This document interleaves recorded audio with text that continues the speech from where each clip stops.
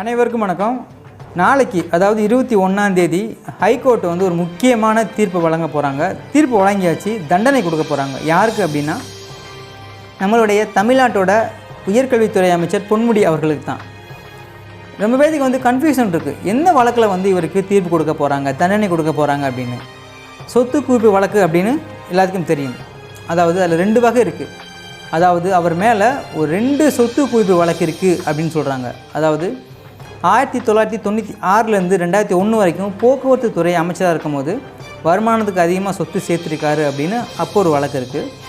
அதுக்கப்புறம் 2006லேருந்து 2011 வரைக்கும் அவங்க ஆட்சியில் இருக்கும்போது வருமானத்துக்கு அதிகமாக சொத்து சேர்த்ததாக வந்து பார்த்திங்கன்னா ஒரு வழக்கு வந்து இருக்குது. ஸோ இந்த 1996, 2001 அந்த வழக்குக்கு வந்து பார்த்திங்கன்னா இப்போ தண்டனை கொடுக்கல. அதை நான் அப்புறம் சொல்கிறேன். இப்போ தண்டனை கொடுக்கப்பட்ட வழக்கு வந்து பார்த்திங்கன்னா 2006லேருந்து 2011 வரைக்கும் பொன்முடி அவர்கள் வருமானத்துக்கு அதிகமாக சொத்து சேர்த்த வழக்கு தான்.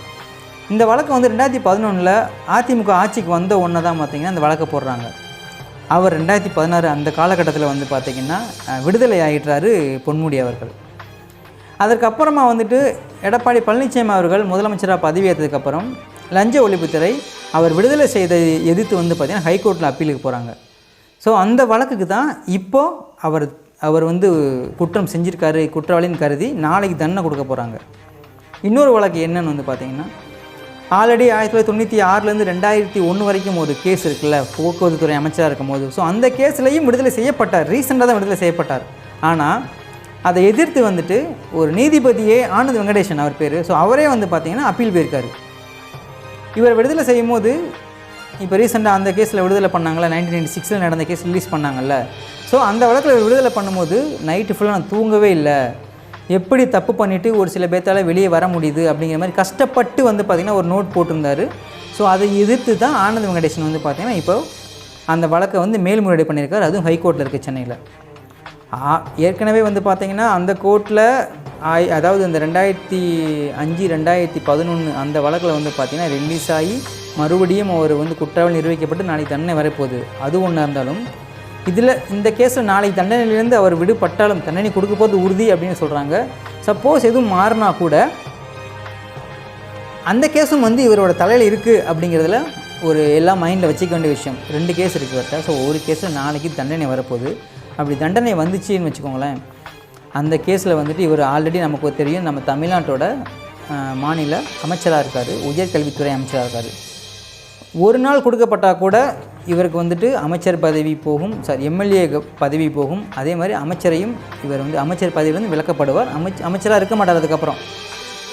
ஏன் ஒரு சில பேர் என்ன சொல்கிறாங்கன்னா 2 வருஷத்துக்கு மேலே தண்டனை கொடுத்தா தான் இவர் வந்து பார்த்திங்கன்னா எம்எல்ஏவோ அமைச்சராகவோ இருக்க அதிகமாக, அதாவது 2 வருஷத்துக்கு மேலே தண்டனை கொடுத்தா தான் இவரால் இருக்க முடியாது, அதற்குள்ளே கொடுத்தாங்கன்னா இவர் வந்து பணி தொடரலாம்னு சொல்கிறாங்க. ஆனால் வழக்குகளுக்கு சில டிஃப்ரென்ஸ் இருக்குது. ஒரு சின்ன வழக்குகள், பெரிய வழக்குன்னு டிஃப்ரென்ஸ் இருக்குது. ஸோ இவர் மேலே உள்ள சொத்து குவிப்பு வழக்கு. அதனால் கண்டிப்பாக ஒரு நாள் கொடுத்தா கூட அத்தனையும் இவருடைய பதவி எல்லாம் பறிக்கப்படும் அப்படிங்கிறது உண்மை. ஸோ நாளைக்கு தான் தெரிய வரும். எக்ஸாம்பிள் என்ன சொல்கிறாங்க அப்படின்னா, ராகுல் காந்தி நமக்கு தெரியும். ஸோ அவர் வந்து பார்த்திங்கன்னா மோடி அவர்களை பற்றி ஒரு பிரச்சாரத்தில் வந்துட்டு அவதூறாக பேசிட்டாருன்ட்டு தான் அவர் மேலே வந்து பார்த்திங்கன்னா வழக்கு போட்டு 2 வருடம் அதுக்கு மேலே வந்து பார்த்திங்கன்னா அவர் தண்டனை கொடுத்தாங்க. ஸோ அதனால தான் அவருக்கு வந்து எம்பி பதவி உடனே கொடுத்துருந்தாங்க. காரணம் 2 வருஷத்துக்கு மேலே போயிடுச்சு. அவருக்கு 2 வருஷத்துக்குள்ளே கொடுத்துருந்தாங்கன்னா அவர் எம்பி பதவி போயிருக்காது. ஸோ டிஃப்ரென்ஸ் இப்போ புரிஞ்சிருக்கோம் உங்களுக்கு. ஸோ நாளைக்கு வந்து நம்மளுடைய மாநில அமைச்சர் பொன்முடி அவர்களுக்கு தண்டனை கிடைக்க போவது உறுதி. அதற்கப்புறம் அவருடைய எம்எல்ஏ பதவி, அமைச்சர் பதவி அனைத்தும் வந்து பார்த்திங்கன்னா கவர்மெண்டால் எடுக்கப்படும் அப்படின்னு கிட்டத்தட்ட உறுதி செய்யப்பட்ட தகவலாக எல்லாமே சொல்லிக்கிட்டு இருக்காங்க. ஸோ என்ன தீர்ப்பு வரப்போகுது அப்படின்னு நம்மளும் வந்து ஜஸ்ட்டு வெயிட் பண்ணி தான் பார்க்கணும். ஆல்ரெடி புழல் ஜெயிலில் வந்து பார்த்திங்கன்னா நம்மளுடைய டிஎம்கேவோட மின்சாரம் மற்றும் மதுவிலக்குத்துறை அமைச்சராக இருந்த இப்போ இலாக்கா இல்லாத அமைச்சராக இருக்கார். ஸோ அவர் வந்து செந்தில் பாலாஜி அவர்கள் வந்து ஆல்ரெடி புழல் ஜெயிலில் இருக்கார். ஏகப்பட்ட தடவை ஜாமீன் அப்ளை பண்ணி அவர் கிடைக்கல. ஸோ நாளைக்கு இன்னொரு அமைச்சரும் வந்து பார்த்திங்க அப்படின்னா அவர் கூட போய் ஸ்டே பண்ண போகிறாரு அப்படிங்கிறத வந்து பார்த்திங்கன்னா இந்த வழக்கை பார்க்கும்போது நமக்கு வந்து தெரியுது. ஸோ வெயிட் பண்ணி பார்ப்போம். அது மட்டும் இல்லாமல் ஒரு வார் மாதிரி போய்கிட்டு இருக்குது நம்மளுடைய கண்ணோட்டம் பார்க்கும்போது. ஃபஸ்ட்டு அதாவது கண்டினியூஸாக திமுக அமைச்சர்கள் மேலே வந்து பார்த்திங்கன்னா இடி டிபார்ட்மெண்ட் வந்துட்டு கண் வச்சு பார்த்துட்டே இருக்காங்க. சென்ட்ரல் கவர்மெண்ட்டோட ஏஜெண்டாக செயல்படுறாங்க, அவங்க தூண்டி விட்டு இவங்க வந்து ரைடுக்கு வர்றாங்க அப்படின்னு திமுக சைடு தரப்புலேருந்து ஏகப்பட்ட கம்ப்ளைண்ட்ஸ் இருக்குது. அவங்க இப்படி தான் பண்ணுறாங்க அப்படிங்கிற மாதிரி அவங்க சொல்கிறாங்க. ரீசெண்டாக என்ன பண்ணாங்க, அதற்கு பழிவாங்கிற விதமும் சொல்ல முடியாது. ஆனால் கரெக்டு, அவங்க கண்டுபிடிச்சது உண்மை தானே. அங்கிப் திவாரி அவர் இடி அதிகாரி அவர் வந்து ஒரு மருத்துவர்கிட்ட லஞ்சம் வாங்கினார் அப்படின்னு தமிழக லஞ்ச ஒழிப்புத்துறை வந்து பார்த்திங்கன்னா அமலாக்கத்துறை அதிகாரியை கைது பண்ணாங்க. நீங்கள் எப்படி என்னை கைது பண்ணலாம் அப்படின்னு அவங்க ஏகப்பட்ட கொஸ்டின் ரேஸ் பண்ணாங்க. ஆனால் இவர் கையவங்களும் இப்படிப்பட்ட காரணத்தினால அவங்க எதுவும் பண்ண முடியல.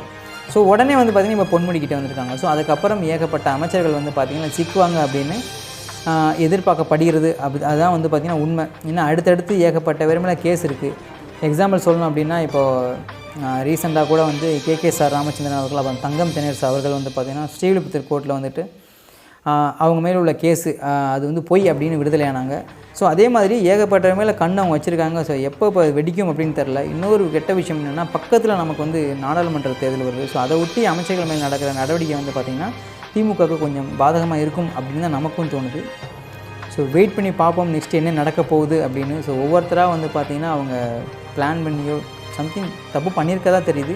இன்னொரு விஷயமும் சொல்கிறாங்க, துரைமுருகன் அவர்கள் வந்து பார்த்திங்கன்னா ஹாஸ்பிட்டலில் இருக்காங்க அப்படிங்கிற மாதிரியும் சொல்கிறாங்க. ஸோ அது என்னன்னு நமக்கு தெரியல. ஸோ நாளைக்கு காலையில் நமக்கு ஒரு முக்கியமான இன்ஃபர்மேஷன் கிடைக்கும். அதாவது வழக்கோட தண்டனை வரப்போகுது. ஸோ எப்படி இதை வந்து அவங்க திமுக அவர்கள் கையாள போகிறாங்க அப்படின்னு வெயிட் பண்ணி தான் பார்க்கணும். திருநெல்வேலி, தூத்துக்குடி இந்த சைடெலாம் அதிக வெள்ளம் வந்த காரணத்தினால முதலமைச்சராக இருக்கட்டும், உதயநிதி ஸ்டாலின் அவர்கள் இருக்கட்டும், ஸோ எல்லாமே வந்து பார்த்திங்கன்னா களத்தில் இறங்கி அவங்களுக்காக வந்து பணிகள் செஞ்சு வந்துக்கிட்டு இருக்காங்க. அவங்க சாப்பாடு நிவாரண பொருட்கள்லாம் கொடுத்துட்டு வராங்க. அவர் கூடயே வந்து பார்த்திங்கன்னா இயக்குனர் மாரி செல்வராஜ் அவர் போனதும் சர்ச்சை ஏற்பட்டுச்சு. தங்கம் தென்னரசு பின்னாடி இருக்கார், இவர் ஃப்ரண்ட்டில் வந்துட்டு ஆர்டர் கொடுக்குற மாதிரிலாம் ஒரு சில ஃபோட்டோஸ் வந்துச்சு. ஸோ இந்தளவுக்கு உண்மைன்னு தெரில. அதை வந்து மாரி செல்வராஜ்கிட்ட கேட்டோம் அப்படின்னா, நான் அங்கே இருந்தது காரணம் வந்து பார்த்திங்கன்னா அது வந்து என்னுடைய ஊர், என் மக்களுக்காக நான் கூட போய் ஒர்க் பண்ணேன் அப்படிங்கிற மாதிரி. ஏன்னா நமக்கே தெரியும் அவர் வந்து அந்த ஊருக்காரர் தான். ஸோ அப்படிங்கும்போது அவங்க சொந்தக்காரங்க கஷ்டப்படும் போது அவரால் சென்னையில் வந்து நிம்மதியாக இருக்க முடியாது. ஸோ அவர் போய் ஹெல்ப் பண்ணிகிட்டு இருப்பார் அப்படின்னு தெரியும். ஸோ அது ஒரு விஷயமா இருக்கட்டும். இன்னொரு விஷயம் வந்து பார்த்திங்கன்னா பேரிடர் மேலாண்மை துறை அமைச்சரே வந்து பார்த்திங்கன்னா KK ராமச்சந்திரன் அவர்கள் தான். அவர் சென்னையில் இந்த மிக்ஸாம் புயல் வந்தப்போ வந்து பார்த்திங்கன்னா முன்னக்கூட்டியே ஏகப்பட்ட பிளான் பண்ணுற மாதிரி அவரை வந்து நம்ம டிவியில் அடிக்கடி பார்க்க முடிஞ்சிச்சு. ஆனால் இதுவும் கிட்டத்தட்ட ஒரு பேரிடர் தான். ஸோ இதற்கு அவர் ஏன் வெளியே வந்து தலை காட்டலை, ஏன் வெளியே அவரை வந்து எங்கேயுமே நம்மளால் பார்க்க முடியல. பொதுவான சேனல்களே முக்கியமான மீடியாக்கள்லேயே அவரை பார்க்க முடியல அப்படிங்கும்போது ஸோ அவர் வேலை செய்யலையா அப்படிங்கிற நம்ம சந்தேகமும் நமக்கு வருது. ஸோ இதெல்லாம் பார்க்கும்போது பிரச்சனையை தனக்கு தானே அவங்க ஏற்படுத்திக்கிறாங்களோ அப்படிங்கிற மாதிரி நமக்கு தோணுது. ஸோ இன்னும் ஒரு நாள் தான், நாளைக்கு காலையில் வந்து பார்த்திங்கன்னா திமுகவோட அடுத்த விக்கெட் விழுகாதா? ஏன்னா பொன்முடி அவர்கள் வந்து பார்த்திங்கன்னா ஒரு மிகப்பெரிய புள்ளி தான் திமுகவில். பல ஆண்டு காலமாக வந்து பார்த்திங்கன்னா திமுகவில் பணியாற்றிக்கிட்டு இருக்காரு, அமைச்சராக இருந்திருக்காரு, எம்எல்ஏவாக எக்கச்சக்கதாக இருந்திருக்காரு. ஸோ அவருக்கு மேலே வந்து ஸ்கெட்ச் விழுந்தது வந்து பார்த்திங்க அப்படின்னா பாதகத்தை ஏற்படுத்தும் அப்படிங்கிறதுல மாற்றுக்கிறதே கிடையாது. சப்போஸ் அப்படி ஏதாவது எம்எல்ஏ பதவி பறிக்கப்பட்டால் அடுத்த இடைத்தேர்தல் வரும். அவருடைய பையன் வந்து பார்த்திங்கன்னா எம்பியாக இருக்க காரணத்தினால அவரை இடைத்தேர்தல் நிப்பாட்டுவாங்களான்னு தெரியல. ஸோ இதெல்லாம் நாளைக்கு வர்ற தீர்ப்பை பொறுத்து தான் நம்ம அடுத்தடுத்து பேச முடியும். ஸோ ஒரு நாள் தான் பார்ப்போம் என்ன அப்டேட் வருது அப்படின்னு. நன்றி, வணக்கம்.